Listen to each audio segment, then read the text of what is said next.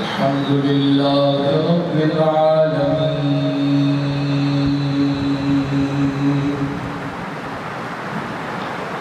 الصلاة والسلام على سيد الأنبياء والمرسلين وعلى آله وأصحابه أجمعين.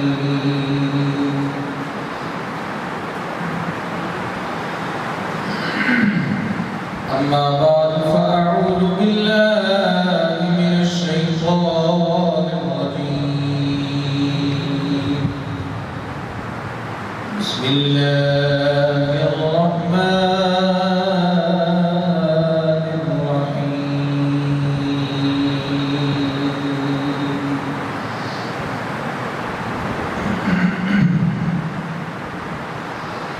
إن الله وملائكته يصلون على النبي يا أيها الذين آمنوا صلوا عليه وسلموا تسليما. اللهم صل على محمد وعلى آل محمد كما صليت على إبراهيم وعلى آل إبراهيم إنك حميد مجيد. اللهم بارك على محمد وعلى آل محمد كما باركت على إبراهيم وعلى آل إبراهيم إنك حميد مجيد.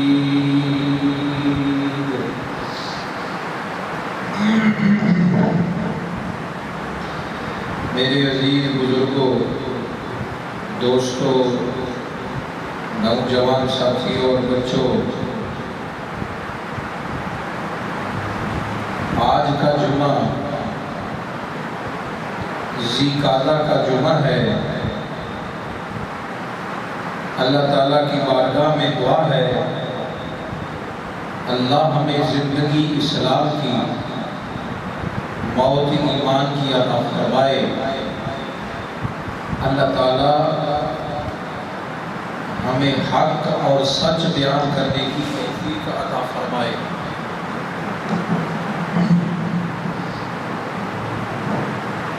اس کے بعد چونکہ ذوالحج کا مہینہ ہے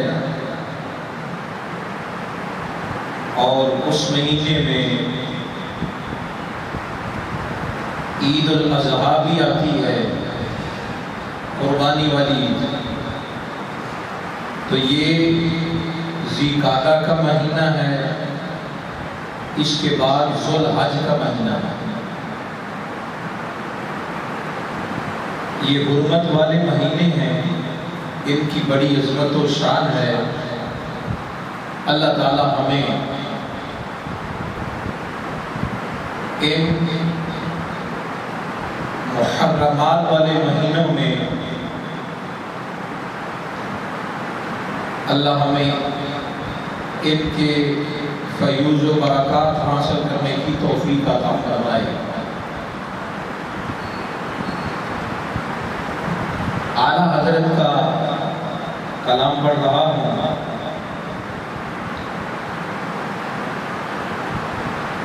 فرماتے راج تیرا ہے زمانے میں حکومت تیری. سبحان اللہ. فرمایا راج تیرا زمانے میں حکومت تیری، عرش کیا عرش پہ جاری ہے حکومت تیری، عرش کیا عرش پہ جاری ہے حکومت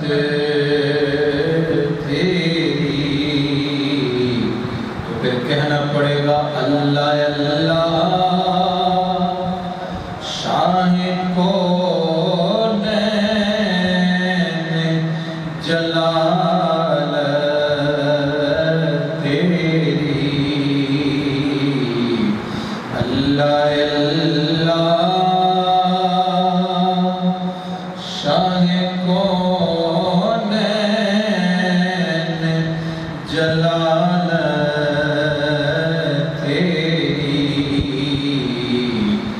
اللہ اللہ شاہ کونین جلال تیری،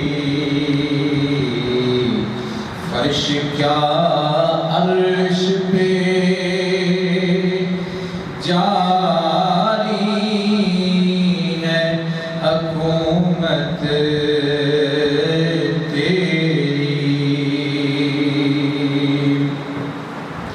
فرش کیا عرش پہ جاری ہے حکومت تیری، چین پائیں گے محشر میں گھبرائے دل، چین پائیں گے محشر میں گھبرائے دل، ہم کسے یاد رہے دیکھ کے صورت تیری، ہم کسے یاد رہے دیکھ کے صورت تیری، تو پڑھیے اللہ اللہ شاہ کونین جلال تیری، یہ ہمارے آقا کی شان ہے، سبحان اللہ ہے جی۔ محشر کے میدان میں جب لوگ پریشان ہوں گے، نفس نفسی کا عالم تو حضور کے چہرے میں اتنی تازگی ہے، اتنا نور ہوگا کہ آپ کے چہرے کی زیارت کی جائے گی اور جو آپ کے غلام ہوں گے وہ محشر کی سختی کو بھول جائیں گے جی۔ چین پائیں گے محشر میں گھبرائے دل، چین پائیں گے محشر میں گھبرائے دل، ہم کسے یاد رہے آقا دیکھ کے صورت تیری، ہم کسے یاد رہے دیکھ کے صورت تیری، اللہ अल्लाह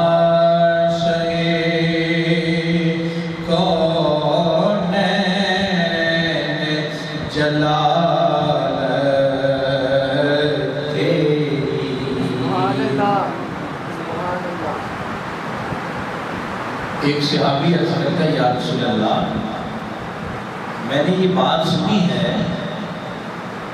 کہ اللہ تعالیٰ مدینہ کی گلیوں کا چکر لگاتا ہے، اللہ تعالیٰ مدینہ کی گلیوں میں گھومتا ہے، تو کیا یا رسول اللہ یہ بات سچی ہے؟ ایسا ہو سکتا ہے کہ رب رحمان مدینے کی گلیوں میں گھوم رہا ہوگا؟ تو اس کا نظارہ لوگ کر رہے ہیں۔ یہ بات نبی پاک صلی اللہ علیہ وسلم کے پاس آئی تصدیق کے لیے، تو حضور نے تصدیق فرمایا کیا تم مجھے نہیں دیکھتے؟ مدینہ کی گلیوں میں میرا چلنا پھرنا ایسے ہی ہے جیسے رب رحمان چل پھر رہا ہے، یعنی مجھے دیکھنا اللہ کو دیکھنا ہے، میری زیارت اللہ کی زیارت ہے، میرا قرب اللہ کا قرب ہے۔ اور حضور نے یہ فرمایا ہے، احادیث میں آیا ہے، حضور نے فرمایا جس نے مجھے دیکھا اس نے اللہ کو دیکھا۔ جی آئیے اعلیٰ حضرت کیا عظیم بات فرماتے ہیں، آپ فرماتے ہیں دیدائے کور کو کیا نظر آئے کیا دیکھے، دیدائے کور سے مطلب اندھا، تعصبی اندھا، آنکھوں والا اندھا نہیں، جو تعصبی اندھا ہے اس کی بات ہے۔ مثلا ابو جہل جیسے ان کی آنکھیں تو تھی لیکن اندر تعصب تھا، محبت نہیں تھی، عشق نہیں تھا، دیکھ کر بھی کچھ نظر نہیں آیا۔ لیکن جو غلام تھے ابو بکر جیسے دیکھتے ہیں تو کہہ دیتے ہیں یہ نظارہ تو حقیقت میں اللہ کا نظارہ ہے، یہ حقیقت میں تو اللہ کا دیدار ہے، یہ حقیقت میں رب کا نظارہ ہے۔ اللہ دیدائے کور کو کیا نظر آئے وہ کیا دیکھے، دیکھنے والے تو کہا کرتے ہیں اللہ اللہ، دیکھنے والے تو کہا کرتے ہیں اللہ اللہ، سب بڑے دیکھنے والے تو کہا کرتے ہیں اللہ اللہ۔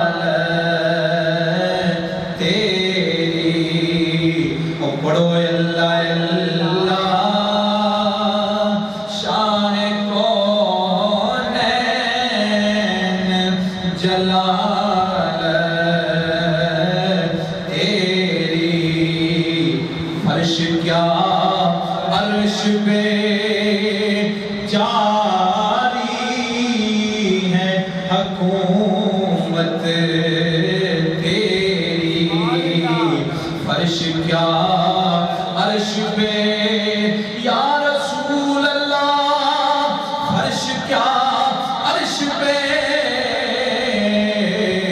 فرش کیا عرش پہ جاری ہے حکومت تیری، اللہ اللہ شہ کونین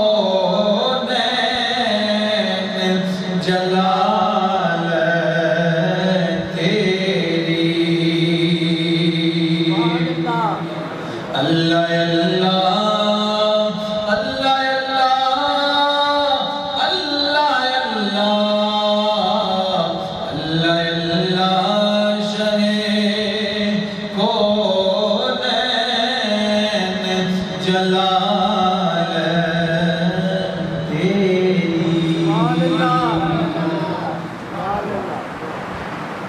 حضرت ابراہیم علیہ السلام کا جلوہ میرے مصطفیٰ کے جلوہ میں نظر آیا،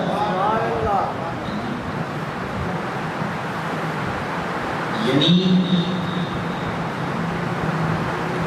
جو مٹی کے پرندے بنا کے اس کے اندر پھونک مارے تو وہ اڑ جائیں، عیسیٰ علیہ السلام اس کو کہتے ہیں، اور جو آگے نمرود میں بے خطر چھلانگ لگا دے ابراہیم خلیل اللہ اسے کہتے ہیں، اور جو اپنا ہاتھ بغل میں لے جائیں تو نکالیں تو روشن ہو جائے، موسیٰ اس کو کہتے ہیں، اور جس میں سے سارے نبیوں کی رنگوں بو آئے محمد رسول اللہ اسے کہتے ہیں۔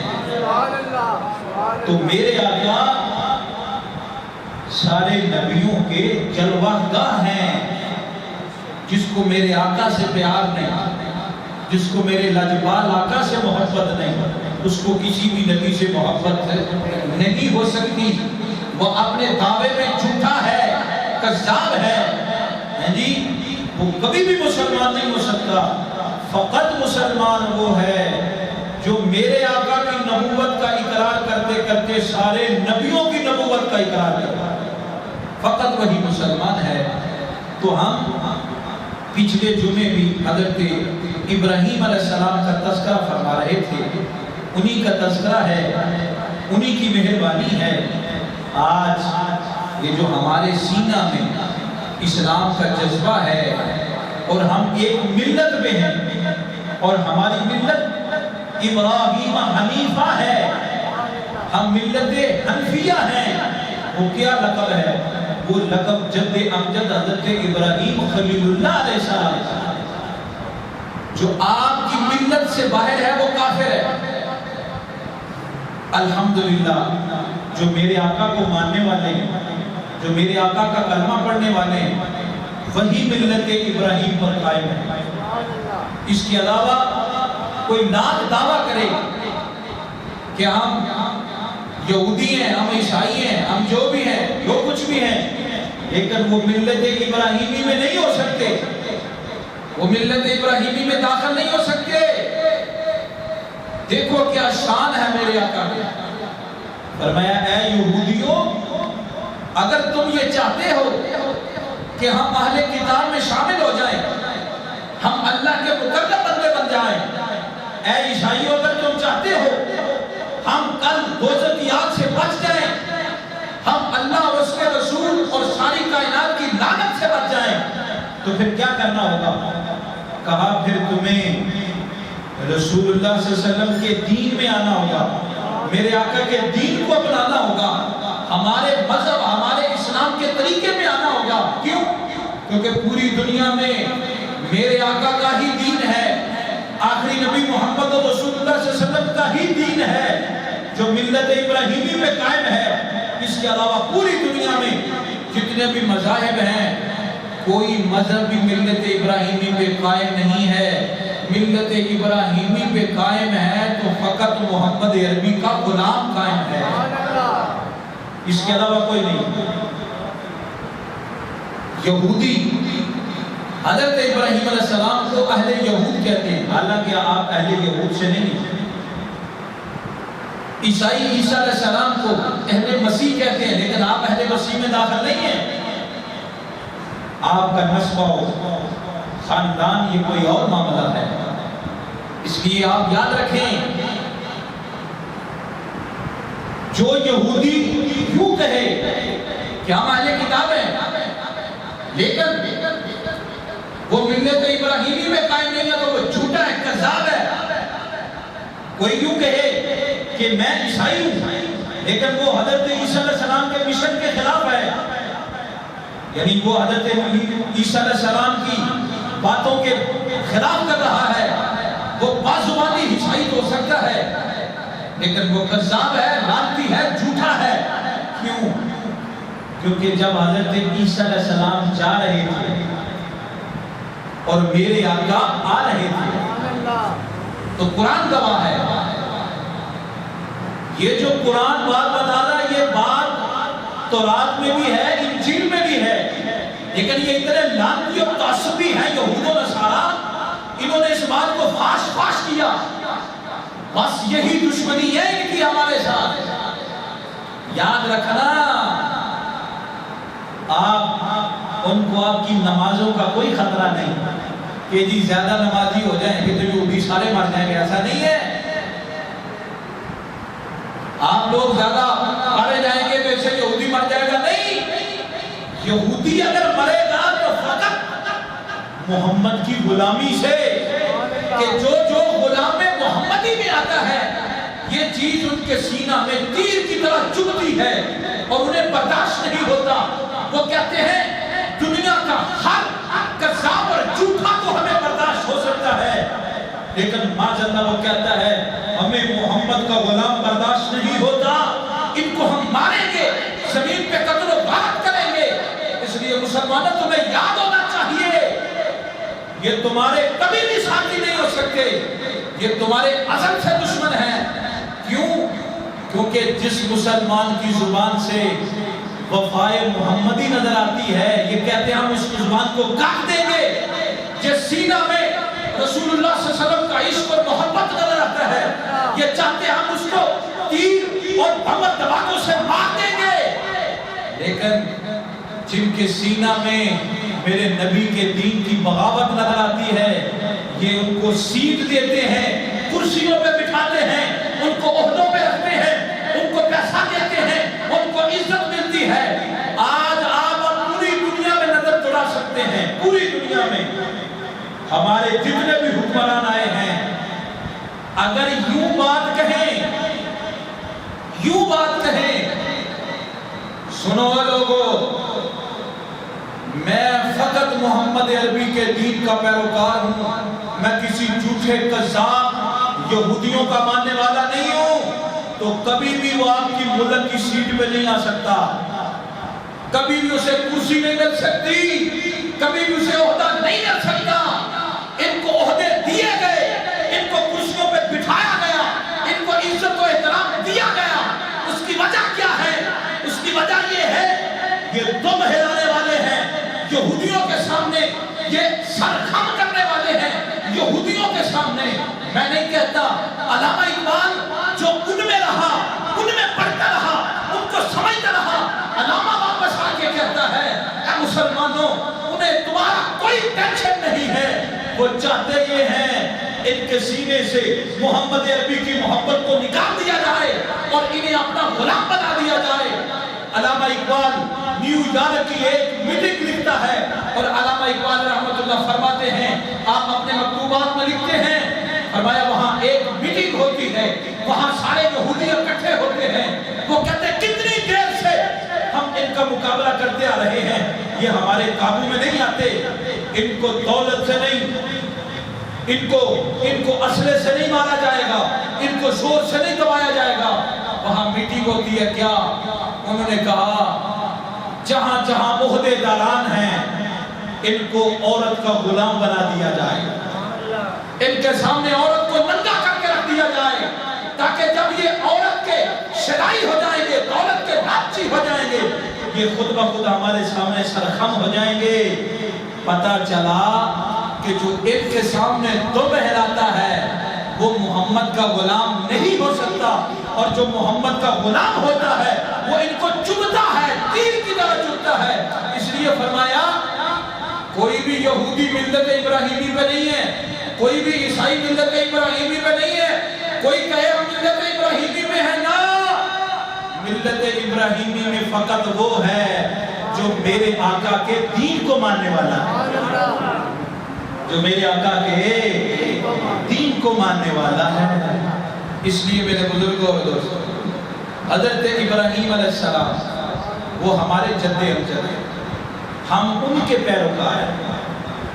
ہمارے آقا بھی، ہمارے آقا ذریت اسماعیل علیہ السلام سے ہیں، اور حضرت اسماعیل علیہ السلام حضرت ابراہیم خلیل اللہ علیہ السلام کے بیٹے ہیں، فرزند ہیں۔ اس لیے ایک بات میں اور آپ کو بتاؤں، یہودیوں کے ہاں ایک بہت بڑی بات انہوں نے یہ کی ہے، اور تاریخ میں اس کو لکھا گیا، اور ان کی بات کو وہ انڈیا کے دلی ملا، وہ اندرا گاندھی کا پیسہ کھانے والے مولوی، انہوں نے اس بات کو سب سے پہلے لیا، انہوں نے اس روایت کو جو ہے وہ لکھا اور آگے لوگوں تک بھیجا کیا۔ آپ کو پتا ہے کہ حضرت ابراہیم علیہ السلام کی اولاد نہیں ہو رہی تھی جی، آپ کی زوجہ پاک کا نام کیا تھا؟ ہاجرہ۔ کیا نام تھا؟ بولیے کیا نام تھا؟ اور سارا آپ کی لوڈی تھی، خدمت گار تھی، حضرت سارا سلام اللہ علیہ۔ حضرت آپ کی زوجہ محترمہ نے آپ کو یہ مشورہ دیا کہ اولاد حاصل کرنے کے لیے، کیونکہ نبوت کا آگے چلنا، فرزند ہوگا تو نبوت آگے چلے گی نا، تو نبوت کو چلانے کے لیے آپ نے بطور مشورہ حضرت ابراہیم خلیل اللہ سے فرمایا کہ آپ ان سے شادی کر لیں، ہو سکتا ہے اللہ تعالیٰ ان سے ہمیں اولاد عطا فرمائے۔